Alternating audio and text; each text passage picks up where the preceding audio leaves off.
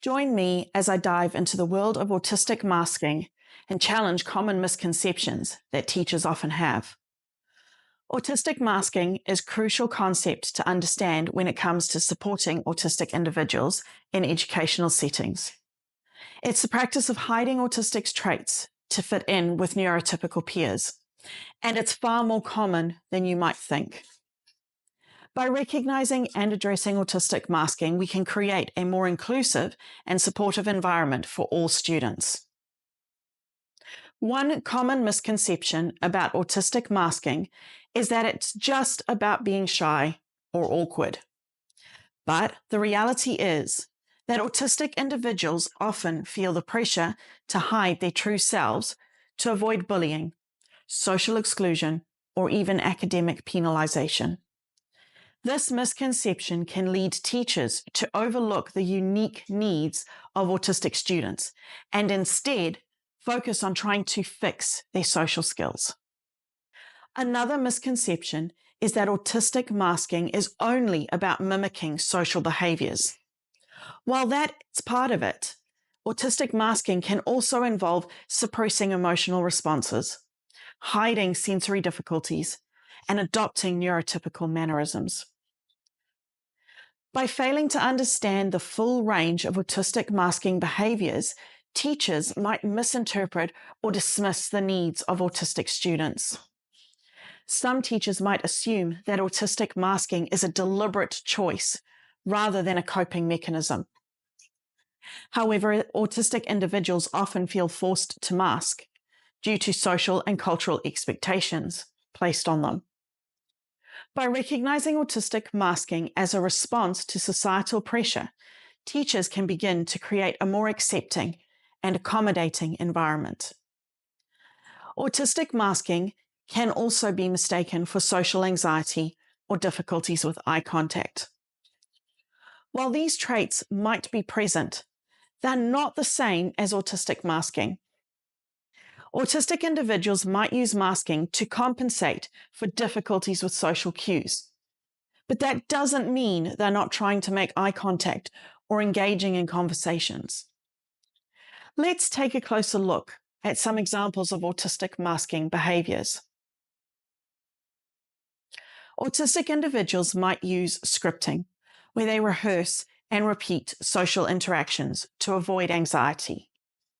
They might also employ camouflaging, where they observe and imitate neurotypical behaviors to blend in. These strategies can be mentally and emotionally exhausting, but they're often necessary for autistic individuals to survive in a neurotypically dominated world. Autistic masking often stems from the pressure to conform to societal norms. Autistic individuals are constantly bombarded with messages telling them they need to be more social, more outgoing, or more like their neurotypical peers. This pressure can be overwhelming, and autistic individuals might feel forced to mask their true selves to avoid being rejected or ostracized.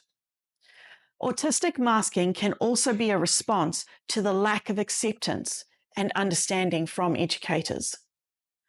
When teachers fail to recognize and support autistic students, they might feel forced to mask their needs and adapt to a neurotypical-centric classroom. This can lead to burnout, anxiety, and even academic struggles. I want to share a powerful story that highlights the consequences of misunderstanding masking in the classroom. Emma, an autistic student, was constantly told to just be herself and stop trying so hard. But Emma was masking to avoid being bullied and ostracized by her classmates. She felt like she had to choose between being herself and being accepted. The lack of understanding and support from her teachers led to Emma experiencing severe anxiety and eventually dropping out of school. Emma's story illustrates the importance of recognizing and addressing autistic masking in educational settings. By understanding and supporting autistic students, teachers can create a more inclusive and accepting environment. This can involve providing accommodations, modifying the curriculum, and even just being a safe and non-judgmental space for autistic students to express themselves. By recognizing and addressing autistic masking, we can create a more supportive educational environment for all students. Autistic students will feel seen, heard, and valued, and neurotypical students will benefit from a more inclusive and accepting classroom culture. Thanks for watching, and I'd love to hear from you in the comments below.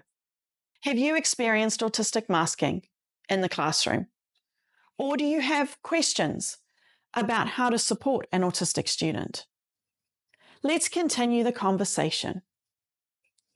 If you want to learn more about autism and education, be sure to check out our channel. If you like the shirt that I'm wearing today, click the link in the description to see more from our online store. Thanks for watching. Like and subscribe for more.